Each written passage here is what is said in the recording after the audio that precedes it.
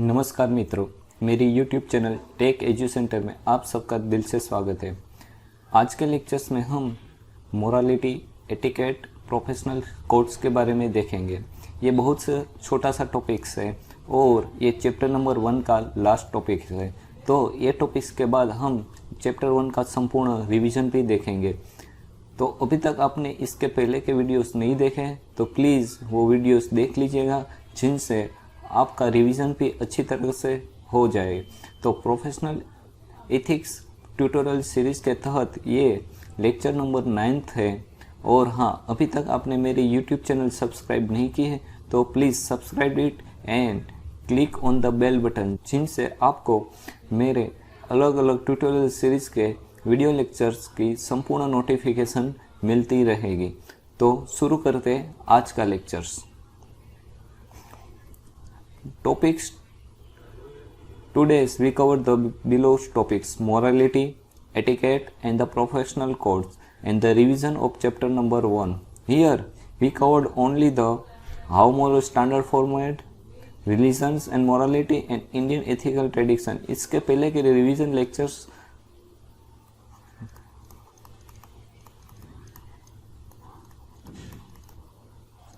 Part 1 जिसे हम कह सकते हैं, उसमें हमने इसके आगे से सारे के टॉपिक्स रिवीजन में कवर किए थे। तो सिर्फ आज के लेक्चर्स में हम how moral standards format, religions and morality and Indian ethical tradition as a revision के रूप में भी देखेंगे। So first, morality. Actually here we study the morally, etiquette and the professional code in relation to each others. So first one is the morality. It is also necessary to understand the difference between the morality and etiquette and the morality and the law. We already discussed the morality and the law. Now we all know that morality means what? It is our personal belief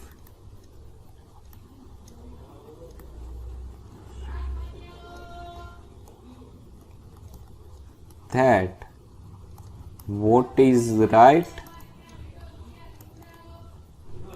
or what is wrong. So we can say that in a morality ये हमारी thinking है कि ये क्या सही है और क्या गलत है। वैसे हमारी थिंकिंग भी सोसाइटी बेस पे ही बन जाती है, क्योंकि हम वही सही मानते जो चीज़ें हमने सोसाइटी से सीखा हो।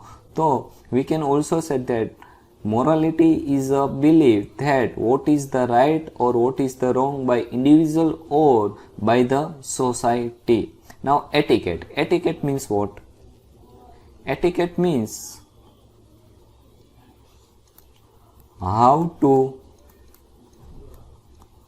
behave in profession. Now here the profession. In this chapter we also study the professional ethics. At that time we also discuss the profession. Profession means what? Before to doing the job we require the appropriate training or the training related to your the profession. Suppose आप mechanical engineers में boiler machine पे काम करने वाले हो तो आपको कुछ इंटर्नशिप या कुछ डेज की ट्रेनिंग लेनी पड़ती है बॉयलर्स के रिगार्डिंग्स, जो how to boilers operations, which temperatures will be useful, such a things. Suppose आप इलेक्ट्रॉनिक्स इंजीनियर्स हो तो इलेक्ट्रॉनिक्स इंजीनियर्स में आपको ट्रेनिंग लेनी पड़ती है रिलेटेड टू योर फील्ड, क्योंकि इलेक्ट्रॉनिक्स इंजीनियर्स में भी बहुत सारे सब फील्ड्स हैं, जैसे कि VLSI डिज़ाइंस, एम्बेडेड। तो हमें पर्टिकुलर फील्ड में अपने प्रोफेशन के लिए ट्रेनिंग लेनी होती है। अगर आप प्रोफेशनल फोटो शूटर हो तो आपको कैसे फोटो शूट करना है उसकी ट्रेनिंग लेनी होती है। तो ये प्रोफेशन के बेस पे हम ट्रेनिंग लेते हैं, ठीक है। तो now etiquette is how to behave in the professional और इन द प्रोफेशन। मतलब कि हमें अपने प्रोफेशन में कैसे हमें बिहेव करना है। जैसे कि हम अगर एक इंटरव्यूज़ की बात करें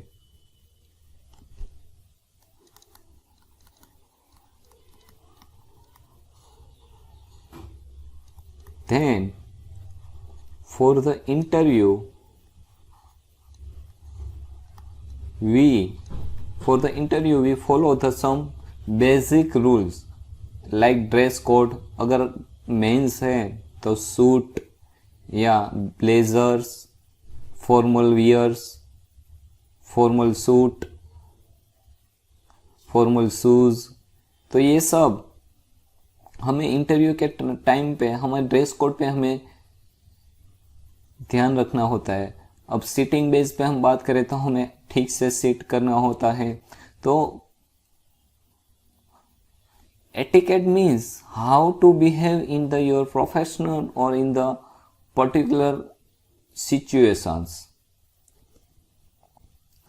So here we can say that etiquette is an unwritten code or rules of society or the professional behavior such as medical etiquette. यहाँ पे मेडिकल एटिकेट का बात कर रहा है। तो medical etiquette means what? In medical etiquette we know that there is the one image for the doctors. They wear the white coat, stethoscope in the neck. So all are the medical etiquettes. ठीक है? Now morality can be also differentiated from law, which consists of the statute, regulations, common law and the constitutional law. Now the difference between statutes, regulations, common law and the constitutional law means statutes means a law which is passed by the parliamentary. Regulations means some rules which is followed or which is made by the organization which will be the followed by their employees. Common law means civil laws and constitutional laws, laws which will be the passed by the Lok Sabha and the Rajya Sabha and passed by the Rashtrapatis. So there is the difference between the morality and the law. क्योंकि morality तो हमारे base पे होती है, जबकि law ये सारी governing body है जो बनाती है और जिसके बेस पे हमें बिहेव करना होता है. Morality is different from professional codes of ethics which are special rules governing the member of a profession. यहाँ पे मोरालिटी कौन से बेस पे बात कर रहे हैं? Morality in the professions.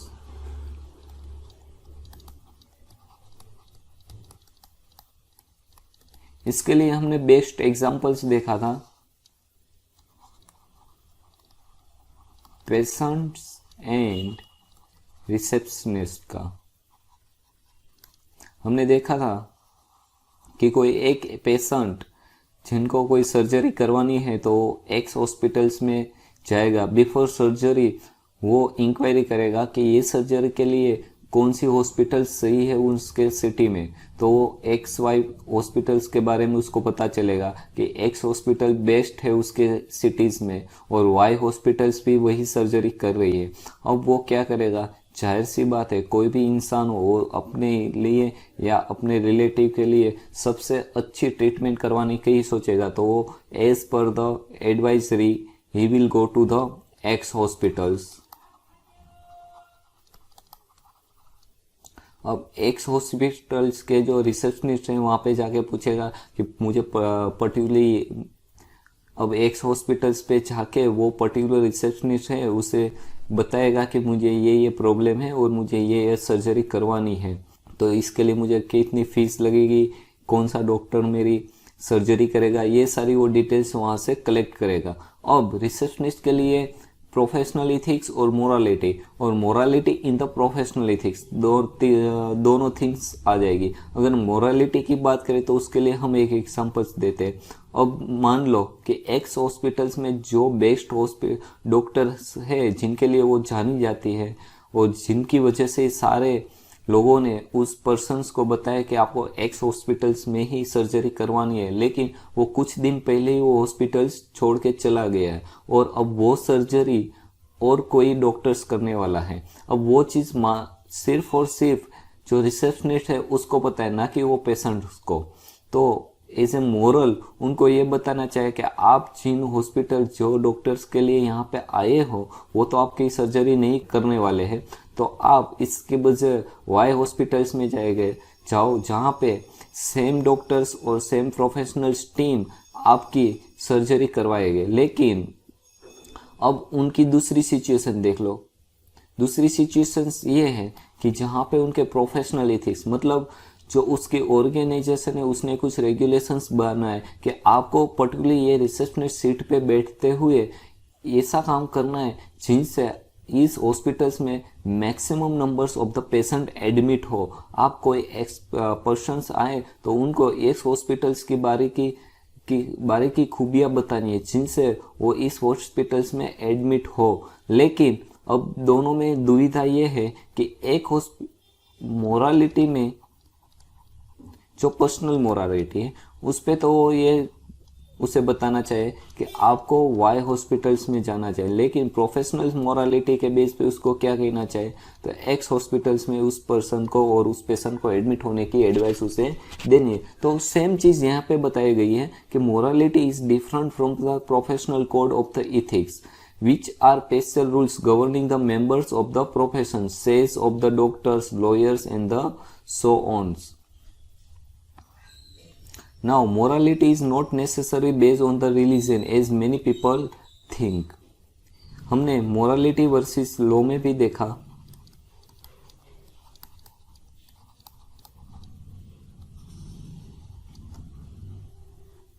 कि morality is based on individual। हमने मोरालिटी वर्सेस रिलीजियंस लेक्चर्स में भी देखा कि morality is emanates from religions. लेकिन वहाँ पे हमने दो अलग अलग रिलीजन्स के बारे में डिस्कस किए थे। एक था discussion based on the Hindu religions and एक डिस्कशन था based on Christians religions. Christians में रिलीजन्स ये बताते थे कि आपको यीशु ख्रिस्ती ने जो बताया गया है कि मानवों की निस्वार्थ प्रेम और सेवा करनी चाहिए, जबकि हिंदू रिलीजन्स में हमें अलग अलग उपनिषद भगवत गीता बेस पे हमने मोरालिटी और इथिक्स के बारे में देखा था। Although we draw our moral beliefs from many sources. In the previous lectures we have discussed that moral beliefs can be drawn from many sources such as from the upbringing, मतलब जब हम childhood में हमारा पालन पोषण हुआ तब जो हमने एज ए मोरल्स हमें सिखाया गया वो चीज़ जब हम एजुकेशंस में हो, तब जब हम ग्रेजुएशन या पोस्ट ग्रेजुएशन कर रहे हो तब हमारे एजुकेशंस में हमें अलग अलग मोरल प्रिंसिपल्स सिखाए जाते हैं। तो ये सारी सोर्सेज बेस पे मोरल बिलीफ्स हम सीखते तो है, लेकिन this beliefs can be justified. मतलब कि एथिक्स का जो फिलोसोफर्स हैं वो ये मानते हैं कि ये सारे मोरल बिलीफ्स जस्टिफाइड भी होने चाहिए। जैसे कि हमने एक ग्राम पंचायत का एग्जांपल्स लिया था। ग्राम पंचायत में हमें पता है कि कोई भी क्राइम हो तो उस क्राइम के लिए कोई सरपंच हो, वो डिसीजंस लेता है, मतलब वो डिसाइड करता है कि कौन सी पनिशमेंट देनी है, क्या देनी है। तो वहाँ पे एक प्रोसेस फॉलो होती है, वहाँ पे कोई लॉ नहीं होता, कोई गवर्नमेंट का लॉ नहीं बनाया गया। वहाँ पे एक बिलीफ बेस पे डिसीजंस लिया जाता है। जैसे हमने रचल्स की बात देखी थी, वहाँ पे दो चीज़ बताई थी, एक तो रीजंस और एक बताया था इम्पार्शियलिटी। तो मोस्ट ऑफली ये चीज़ हम ग्राम पंचायत में जो डिसीजंस होते हैं वहाँ पे देखते हैं कि वहाँ पे सरपंच दो पार्टीज है, चलो कि एक्स पार्टीज और एक वाई पार्टी से दोनों की लड़ाई हो रखी है। तो दोनों की लड़ाई होती है तो अब दोनों की सुलह करने के लिए वो दोनों सरपंच के पास जाते हैं और ग्राम सभा बैठती है, जहाँ पे सरपंच डिसाइड करता है कि एक्स और वाई पार्टी के बीच में कैसे सुलह करनी है। तो वहाँ पे जो सरपंच होते हैं वो रीजंस देखते हैं कि दोनों में लड़ाई कौन सी होती है, किस बेस पे लड़ाई हो रखी है। अब उस रीजंस के लिए वो देखते हैं कि वो रीजंस है वो एक्सेप्टेबल है या नहीं, मतलब कि एज पर द वेचर्स the reason must be the acceptable, मतलब कि दोनों पार्टी जो है, अब उनके लिए जो सरपंच डिसीजंस लेता है वो कौन से रीजन बेस पे डिसीजन लेता है, वो रीजन जो है वो एक्स और वाई पार्टी और वो ग्राम सभा में जितने भी लोग हैं वो झगड़े के रिलेटेड, वो सारे के लिए वो रीजंस क्या होना चाहिए, एक्सेप्टेबल होना चाहिए। और दूसरी चीज क्या होनी चाहिए, अब वो किसी के भी फेवर में सरपंच डिसीजन ले, आइदर एक्स और आइदर वाई, बट वो डिसीजन कैसा होना चाहिए, न्यूट्रल होना चाहिए, किसी बेस पे, किसी के लिए वो पार्शियलिटी बेस पे नहीं होना चाहिए। तो वहां पे हमने देख रखा था कि रीजन और इम्पार्शियलिटी बेस पे मोरालिटी डिसाइड होती है, मतलब कि वो जस्टिफाइड होना चाहिए। Now when people work in the organisations, several aspects of corporate structure and functions tend to undermine a person's moral responsibility. यहाँ पे हम बेस्ट एग्जांपल ले सकते हैं फॉर द हॉस्पिटल्स। अब हॉस्पिटल्स को हम एक बड़ा सा ऑर्गेनाइजेशन मान ले तो हॉस्पिटल्स में हम देखते हैं कि वहाँ पे डॉक्टर्स होते हैं, नर्सिस होते हैं, और एक एग्जांपल हमने रिसेप्शनिस्ट का भी ले रखा था। तो देखा जाए तो डॉक्टर की पर्सनल मोरालिटी ये होनी चाहिए कि उनको कैसे भी करके उनका जो पेशेंट है उनको कम खर्चे में, यानी कम खर्चे में उनका इलाज होना चाहिए। लेकिन आजकल हम हॉस्पिटल्स में देख रखे हैं कि मामूली सी बीमारी के लिए भी बड़ा सा बिल हमें पे करना होता है। तो वहाँ पे क्या होता है, डॉक्टर्स को एक कोड ऑफ कंडक्ट, यानी हॉस्पिटल्स के ऑर्गेनाइजेशन के जो रूल्स है वो फॉलो करने होते हैं, जिनके बेस पे ज़्यादातर बिल बढ़ जाता है। रिसेप्शनिस्ट के भी हमने एग्जांपल देखे थे जहाँ पे उनको ज़्यादातर ये करना पड़ता है कि कोई भी पेशेंट है तो वहाँ पे उसे एडमिट करे। तो हम ये भी कह सकते हैं कि मोरल्स ऑर्गेनाइजेशंस में उसकी रिस्पॉन्सिबिलिटी बेस पे चेंज हो जाते हैं। Organisation norms, group commitment to certain goals, pressure to conform and the diffusion of responsibility can all make the exercise of personal integrity in the contents of an organization's difficulty।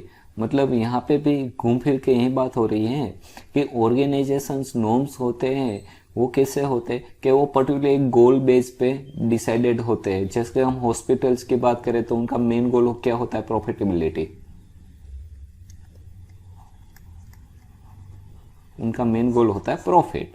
तो वहाँ पे doctors हो, nurses हो या कोई भी हो, doctors, nurses, medical person, मतलब जो फार्मासिस्ट हो, उन सबका मेन गोल एक ही रहता है कि वो कैसे भी करके हॉस्पिटल्स के लिए प्रॉफिट जनरेट करें, जिनसे उन सब की सैलरीज हो, जिनसे एक पूरी सिस्टम की कंप्लीट सिस्टम चलती रहे। तो अब ये सारी चीज करने के लिए उनको जो मोरल्स, उनके पर्सनल्स मोरल्स होते हैं वो, और जो ऑर्गेनाइजेशन बेस पे उनके जो प्रोफेशनल कोड्स होते हैं, प्रोफेशनल्स मोरल्स होते हैं, उनमें एक संघर्ष का होता है और उनकी जो पर्सनल इंटीग्रिटी है वो उसको छोड़नी पड़ती है। Now let's start the revisions of the chapter number 1 from the some topics of chapter number 1 we already covered in the revisions part 1, or in the part 2 we covers the remaining topics. So first we see in the how moral standard format। यहाँ पे हमने देखा था कि कैसे moral standards बनते हैं, मतलब how the moral standards are formed। The first factors to affect or influence the moral standards is the part of our upbringing। मतलब जब हम छोटे बच्चे होते हैं, मतलब हमारे पालन पोषण के ड्यूरेशन में हमारे कुछ मोरल प्रिंसिपल होते हैं वो हम एक्सेप्ट कर लेते हैं। जैसे कि हमें बचपन में ही सिखाया गया होता है कि बड़ों की आदर करना, तो वो हम एक्सेप्ट कर लेते हैं कि बड़ों की आदर करना एक मोरल चीज़ है। सम हेरिटेज इन द लेगेंसी, मतलब हमें जो वैल्यू पास होती है, जो हमारे हेरिटेज और लेगेंसी से, वो हम क्या कर लेते हैं, एक्सेप्ट कर लेते हैं for the moral standard, the religions value that we have imbibed from the childhood. मतलब हमारा जो भी धर्म है, जो हमें सिखाता है, वो हम एज ए मोरल्स प्रिंसिपल की तरह एक्सेप्ट कर लेते हैं। जैसे कि हम अगर हिंदू धर्म की यहाँ पे बात करें तो हिंदू धर्म में हमें बताया जाता है कि डेली मॉर्निंग हमें प्रार्थना करनी चाहिए, प्रे करनी चाहिए, डेली इवनिंग हमें प्रे करनी चाहिए। अगर हम इस्लाम धर्म की बात करें तो इस्लाम धर्म में क्या बताया जाता है, डेली 5 नमाज हमें अदा करनी होती है। तो ये सारी चीज़ होती है जो हमें रिलीजन्स बताता है और जिन्हें हम एज ए मोरल्स प्रिंसिपल की तरह हम एक्सेप्ट कर लेते हैं। The values that were showcased during the period of our educations में भी हमने देखा था 3 पार्ट्स कर रखे थे। जैसे कि एक ही पार्ट होता है लेकिन हम 3 पार्ट्स में देखे थे। जब हम प्राइमरी एजुकेशंस हो तब हमें कुछ चीज़ें बताई जाती है, जब हम ग्रेजुएशंस में हो तब कुछ चीज़ें हमें as a moral principle accept कर लेते हैं, जब हम प्रोफेशंस ग्रेजुएशन लेते हैं, मतलब कि जब हम प्रोफेशनल इथिक्स और प्रोफेशनल कोड की बात करें तब हम कुछ ऐसे प्रोफेशनल मोरल्स हम डेवलप कर लेते हैं।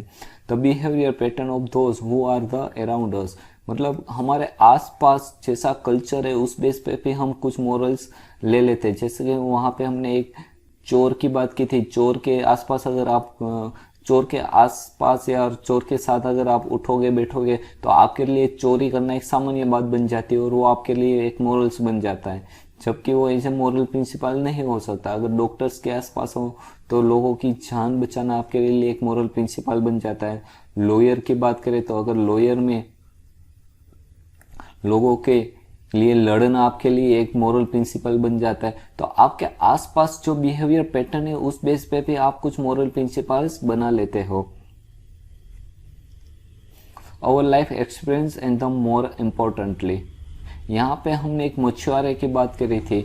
मछुआरे के लिए गहरे समुद्र में जाना और मच्छी मारी करना एक आम सी बात होती है, लेकिन उसकी लाइफ में कुछ घटना होती है, कुछ एक्सपीरियंस होता है जिनके बेस पे वो गहरे समुद्र में मछुआरी करना नहीं जाता। उनके लिए एक मोरल प्रिंसिपल हो जाता है कि समुद्र का जो छिछरा पानी है यानी कम पानी है, किनारा है, वहाँ पे ही उसको मछुमारी करनी चाहिए।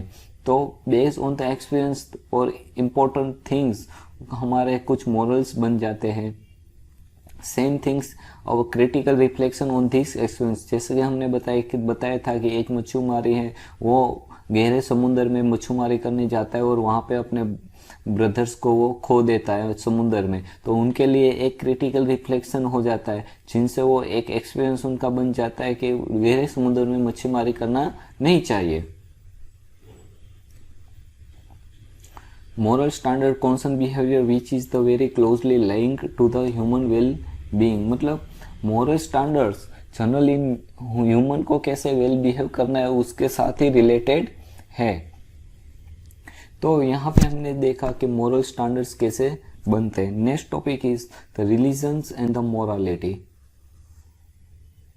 ज़्यादातर हम मानते हैं कि morality is emanate from the religion, मतलब ज़्यादातर लोगों का मानना है कि मोरालिटी एक रिलीजन्स में ही उत्पन्न हुई है। और इंडियन एंशिएंट में बात करें तो इंडियन एंशिएंट में मोरालिटी और द रिलीजन्स दोनों सेम जैसे देखे जाते थे, लेकिन समय के साथ साथ मोरालिटी और रिलीजन्स में कुछ डिफरेंस आया और कुछ सिचुएशंस के बेस पे उसमें चेंज आया। जैसे कि हम बात करें सती प्रथा थी, तो पहले सती प्रथा एक मोरालिटी थी, लेकिन आजकल अगर हम देखें आधुनिक इंडिया की बात करें तो सती प्रथा एक बुरी बात है, वो मोरल वैल्यूज नहीं है। तो हम कह सकते हैं कि रिलीजन्स और मोरालिटी में समय के साथ कुछ चेंजेस आए हुए। क्रिश्चियंस धर्म की बात करें तो क्रिश्चियंस धर्म में ये माना गया है कि इंसान एक प्रभु की इंटरवेंशन के साथ बनाया हुआ है और उनका काम है टू लव द पीपल्स और निस्वार्थ सबकी सेवा करना। इसके लिए यहाँ पे क्रिश्चियन धर्म में यीशु के बताए गए संदेश की बात कर रखी है। अगर हम हिंदू धर्म की बात करें तो हिंदू धर्म में भी गीता, उपनिषद और कई जातक कथाएं, उनके बेस पे भी हमारी मोरल्स चीज़ें देखी गई है। क्रिश्चियन धर्म में हम बात करें तो मदर टेरेसा, उसने अपना पूरा जीवन दूसरों की सेवा में व्यतीत कर दिया है। जो दीन दुखियारे हैं, तो वहाँ पे उसने यीशु का जो संदेश है कि आप ऐसी सेवा करें, निस्वार्थ सेवा करें दूसरों के लिए, जैसी सेवा आप मेरे लिए और मेरे भाइयों के लिए कर सकते हो। तो रिलीजन्स एंड मोरालिटीज में हम ये भी कह सकते हैं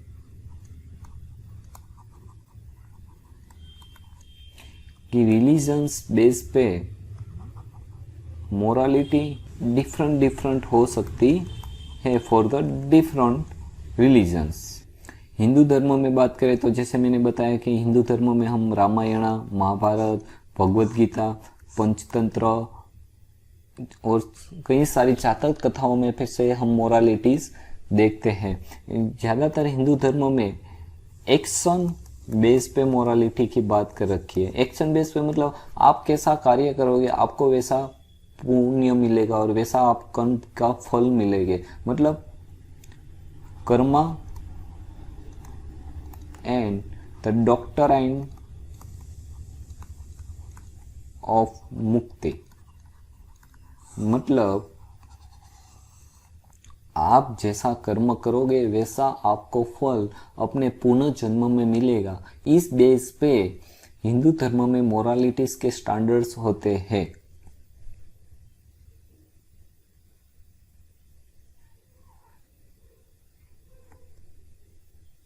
गांधीयन प्रिंसिपल,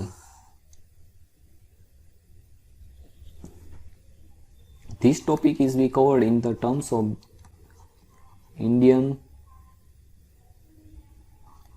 culture और इंडियन एथिकल ट्रेडिशंस। इस लेक्चर्स में हमने ये टॉपिक्स देखा था। गांधीयन प्रिंसिपल, गांधीयन प्रिंसिपल कौन से बेस पे होता है? ट्रस्टीशिप। यहाँ पे गांधी जी ये कहना चाहते हैं कि अगर आप बिजनेसमैन हो और आप कोई प्रॉफिट कर रहे हो तो वो प्रॉफिट, वो संपत्ति आपकी नहीं है, मतलब वो सोसाइटी की है, मात्र आप उसके संरक्षक हो।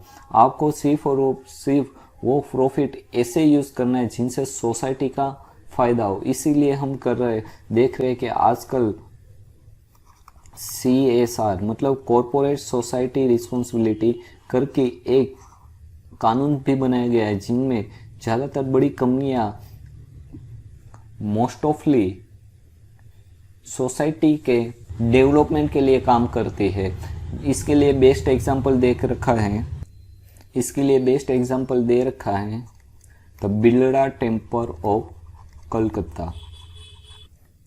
The philosophy of trusteeship implies that an industrialist or the businessman should consider himself to be a trustee of the wealth he possesses। जैसे हमने बताया कि बिजनेसमैन को उसकी संपत्ति का धनरक्षक माना जाता है और संरक्षक माना जाता है। He should think that he is only a custodian of the his wealth means to be used for the purpose of business। The wealth belongs to society and should be used for the greatest good of all। जैसा कि मैंने बताया कि वो सिर्फ और सिर्फ उसका संरक्षक है, उसकी जो प्रॉपर्टी है उसको उसे सोसाइटी के गुड और सोसाइटी का सबसे अच्छा उपयोग हो, ऐसे उस संपत्ति का उसे यूज करना है। गांधी जी ने ये भी बनाया कि अगर किसी कंपनी में आप काम कर रहे हो तो लेबर को भी इंडस्ट्री में ट्रस्टीशिप के प्रिंसिपल बेस पे ही काम करना चाहिए। मतलब उसको भी उस कंपनी में ऐसे काम करना चाहिए कि जैसे कि वो कंपनी उसकी हो। ठीक है। The origin of the trusteeship principle can be traced to the concept of the non-possession detailed in the Bhagavad Gita। Gandhi ji also advocate the Sarvodaya meaning of welfare for the all। मतलब ट्रस्टीशिप का principle भी भगवत गीता में से ही derive हुआ हो, ऐसा हम कह भी सकते हैं, क्योंकि भगवत गीता हमें यही कहती है कि आपको किसी संपत्ति को हथियाना नहीं है। मतलब कोई भी संपत्ति हो तो गैर संपत्ति, आपकी खुद की संपत्ति नहीं है। और गांधी जी भी सबका कल्याण में ही बिलीव करते थे। A few examples of such activities would include the Birla Temple in the Kolkata, Sri Vivekananda Research and Training Institute set by the Excel Industry in Mandvi, which is very much in the spirit of the trusteeship, the L&T Welfare Center in the Bombay, the Tata Institute of the Fundamental Research and the Volta's Lifeline Express that has been running on the Indian tracks for over a decade. तो ये सारे examples हैं जो गांधी जी के trusteeship base पे working है। Rightness is the way in the Gita. यहाँ पे गीता में जो बताया गया है उनकी बात कर रखी है। यहाँ पे गीता के अलग अलग अध्याय और श्लोक में जो बात बताई गई उनके बारे में हमने डिस्कस कर रहा था, लेकिन ये पूरा का पूरा टॉपिक एक ही चीज पे फोकस करता है और कंक्लूजन करता है कि एक्शन और द कर्म इन द एक्शंस।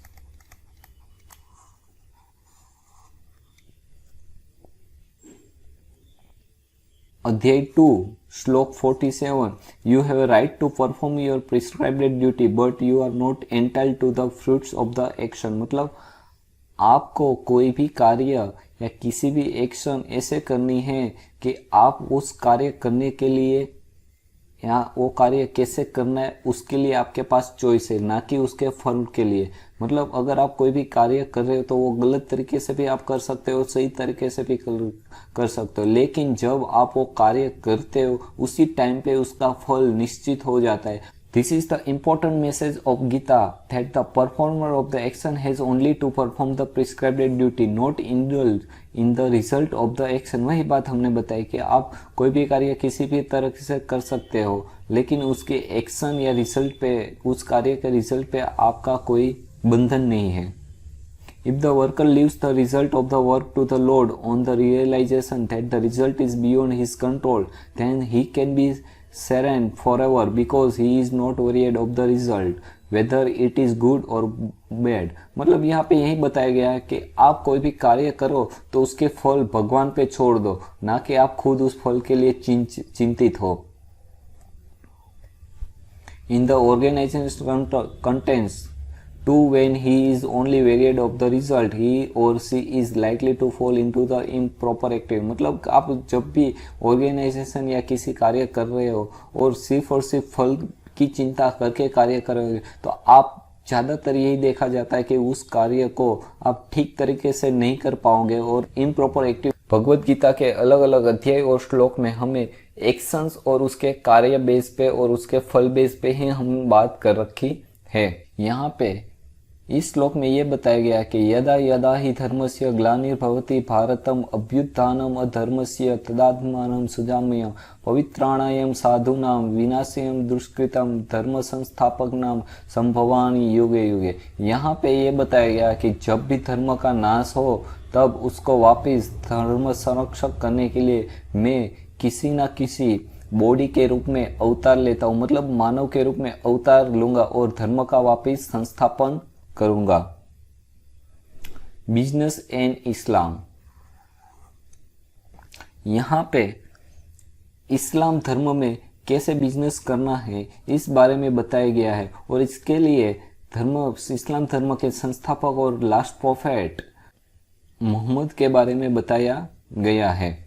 मोहम्मद पैगंबर अपनी छोटी सी आयु में बिजनेसमैन थे और उन्होंने अपनी छोटी सी आयु में बिजनेसमैन का सबसे बड़ा अनुभव लिया था। इसलिए ज़्यादातर देखा जाता है इस्लाम धर्म में बिजनेस के लिए जो कुरान और हैद के कलेक्शन है उनके बेस पे कुछ रूल्स और कुछ बातें बताई गई हैं।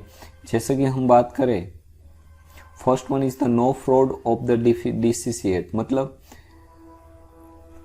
आपको कोई धोखाधड़ी करनी नहीं है। The prophet said when a sale is held so there is no cheating. मतलब आप जब भी कोई सेल बिक्री करे तो आपको कोई धोखेदारी नहीं करनी, धोखाधड़ी नहीं करनी। No excessive oath in the sale, मतलब आपको ज़्यादातर शपथ लेनी नहीं चाहिए। ज़्यादातर हम देखते हैं कि फेरिए वाले होते हैं, वो बताते हैं भगवान की कसम मैं आपको सही चीज़ें दूंगा, तो ऐसी कसम आपको ज़्यादातर खाने की ज़रूरत नहीं है। Need for the mutual concern, मतलब जब भी कोई सेल होता है तो दोनों पार्टीज के म्यूचुअल अंडरस्टैंडिंग बेस पे वही सेल होना चाहिए। Be strict in the regards to the weights and the measures, मतलब कि मेजरमेंट और वेट में आपको किसी भी की तरह धोखाधड़ी नहीं करनी चाहिए, उसके लिए आपको एकदम स्ट्रिक्ट रहना चाहिए। अगर आप 1 kg माल बेच रहे हो, सेलिंग कर रहे हो, तो आपको 1 kg ही देना है, ना कि आपको 800 kg। जो the profit was very much against the monopoly, मतलब मोहम्मद थे वो मोनोपोली बिजनेस में एकाधिकार के सख्त विरोधी, मतलब बिजनेस में एकाधिकार और मोनोपोली होना एक पाप समान था। फ्री एंटरप्राइज, मतलब the price of the commodity should not be fix unless there is the situation or of crisis or the extremely necessity, मतलब प्राइस फिक्स नहीं होनी चाहिए जब तक कि कोई क्राइसिस की सिचुएशंस ना हो। होर्डिंग इज फॉरबिडन, मतलब आपको प्राइस बढ़ाने के लिए संग्रहखोरी करना भी गलत चीज़ है। फॉरबिडन ट्रांजैक्शंस, मतलब फॉरबिडन ट्रांजैक्शंस मतलब आपको नशाकारक पदार्थों का ट्रांजैक्शन नहीं करना चाहिए। इस्लाम धर्म में नशाकारक पदार्थों की ट्रांजैक्शन करना भी गलत चीज़ बताई गई है। Sharia and the interest on the capital, यहाँ पे शरिया कानून की बात कर रखी है। Sharia bans the taking of the interest because according to this law investor can make profit it's only from business based on the exchange of asset not on money. शरिया कानून में अगर हम कंक्लूजन की बात करें तो शरिया कानून में प्रॉफिट बेस्ड ऑन एसेट होना चाहिए, ना कि मनी एक्सचेंज। मतलब आप ब्याज पे मनी देते हो, मनी किसी को दे रहे हो और उसके बेस पे आप ब्याज ले रहे हो, तो there is the since as per the शरिया कानून, ठीक है।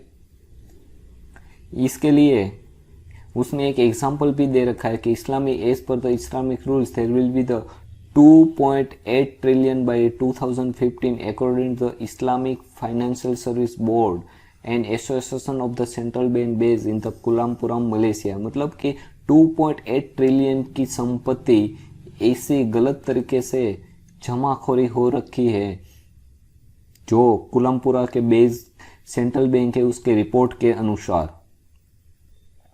According to the Jafar Sareswala, managing director of the Parsoli Investment, it is the religious requirement of a Muslim to be invested, rather it is un-Islamic to hold money। मतलब जफर सरेसवाला ने बताया है कि investment आप करो, this is the most requirement for the Muslim, but investment आप ऐसी तरह करो कि ना कि ब्याज दे रखा है वो आप इन्वेस्टमेंट रखो। इन्वेस्टमेंट आप करनी चाहिए, जैसे कि उसके लिए उसने बताया कि शेयर मार्केट, तो शेयर मार्केट में आप ऐसे स्टॉक में इन्वेस्टमेंट करो जो drugs, pharmaceuticals, computer software, automobile ancillaries के साथ जुड़े हुए, और ऐसी 800 कंपनियां हैं जो ऐसे स्टॉक्स में इन्वेस्टमेंट करने के लिए बताती है। ना कि आप ऐसी कंपनी में इन्वेस्टमेंट करो जो बैंकिंग और फाइनेंस, इंश्योरेंस सेक्टर के साथ जुड़ी हो, सिनेमास और होटल्स मतलब एंटरटेनमेंट के साथ जुड़ी हो, तंबाकू का बिजनेस कर रही हो, पोर्क मटन मतलब डुक्कर का मांस के साथ बिजनेस के साथ जुड़ी हो, डिफेंस और वेपन्स के साथ जुड़ी हो। ऐसी कंपनियों में आपको इन्वेस्टमेंट नहीं करना चाहिए। आपको सिर्फ और सिर्फ क्लीन स्टॉक में ही आपको इन्वेस्टमेंट करना चाहिए। तो इसी के साथ chapter number 1 of the professional ethics complete होता है। अगर चैप्टर नंबर 1 में आपको कोई भी डाउट हो तो please comment, so I will be the clear that comment in the reply. Thank you.